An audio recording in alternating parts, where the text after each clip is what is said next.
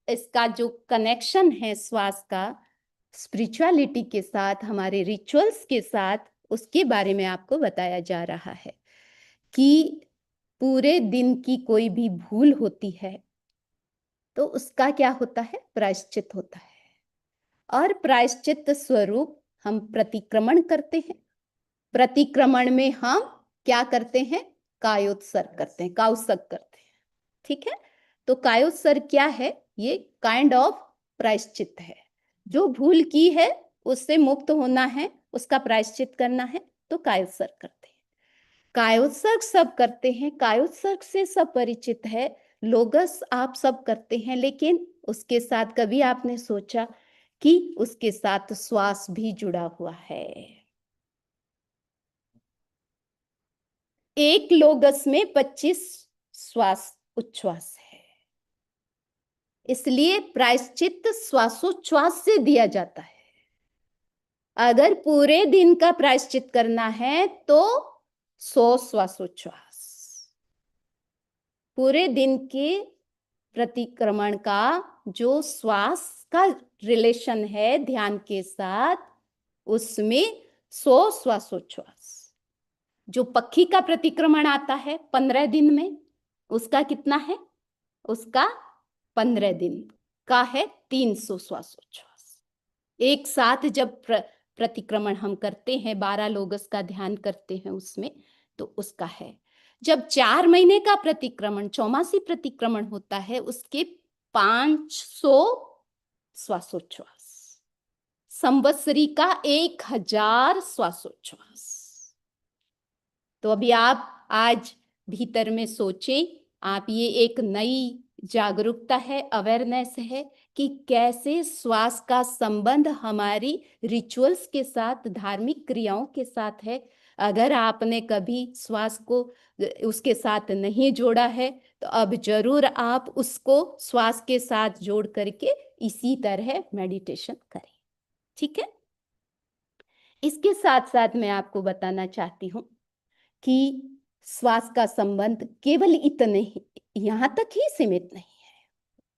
आचार्य महाप्रज्ञ जी बताते हैं कि जो व्यक्ति इस स्पीड को कम कर लेता है और धीरे धीरे सूक्ष्म श्वास का अभ्यास करता है, यानी उसका श्वास बहुत पतला हो जाता है, बहुत पतला हो जाता है, सूक्ष्म हो जाता है, गति बहुत मंद हो जाती है। वो श्वास, वो किसको प्रभावित करता है, ये हमारी ग्रॉस जो बॉडी है उसको क्रॉस करके वो हमारी कार्मिक बॉडी, कर्म शरीर, और उसके साथ एक और शरीर है तेजस शरीर, उस तेजस शरीर तक हमारा श्वास पहुंचता है। जो लोग श्वास का ध्यान मीन्स श्वास पर ध्यान देते हैं, श्वास की साधना करते हैं, वो कर्म मुक्ति की साधना कर सकते हैं, यानी कर्मों का क्षय इससे हम श्वास की प्रक्रिया से कर सकते हैं, अपने तेजस शरीर को, अपने कार्मण शरीर को प्रभावित कर सकते हैं। ठीक है, इसके साथ साथ आचार्य महाप्रज्ञ जी ने बहुत बड़ी बात, सबके लिए बहुत उपयोगी बात श्वास के साथ जोड़ी, वो है कषाय। हमारा क्रोध, मान, माया और लोभ, उसमें भी सबसे ज्यादा जो परेशानी वाला है वो क्या है, बोलो, क्रोध। तो एंगर मैनेजमेंट बड़े समझी जी पता, कैरी ऑन। हाँ, बना। तो कषाय मुक्ति की साधना, कषाय मुक्ति के लिए भी श्वास का प्रयोग, जिस व्यक्ति का श्वास जितना मंद होता है, जितना लॉन्ग होता है, जितना रिदम के साथ होता है, उनके क्रोध, मान, माया और लोभ, ये चारों कषाय कंट्रोल में रहते हैं। इसके साथ अभी माइंड की बात चलती थी, तो माइंड एंड ब्रेथ, ये तो दोनों साथ साथ ही चलते हैं, जहां जहां पवन वहां वहां मन। तो इसीलिए अगर आप पवन को कंट्रोल करते हैं तो ऑटोमेटिक आपका माइंड कंट्रोल हो जाता है। और इसके साथ हेल्थ, आपको पूरे शरीर की कोई भी तकलीफ है, किसी भी तकलीफ में आप अपने आप को हील करना चाहते हैं तो 24/7 अवेलेबल है आपका श्वास आपके पास। तो आप अपने श्वास को रिदम में ला करके आपके टेंशन को कम कर सकते हैं, आपके अपने अशुभ जो ध्यान है उस लेशा को चेंज कर सकते हैं और हेल्थ को इम्प्रूव कर सकते हैं, माइंड को स्टेबल कर सकते हैं, स्ट्रेस को घटा सकते हैं और कषाय को घटा सकते हैं और आगे जाए तो कर्मों को भी काट सकते हैं, कर्मों को रोक सकते हैं। इतना कनेक्शन श्वास की साधना के साथ जुड़ा हुआ है। अस्तु, अब मैं निवेदन करती हूँ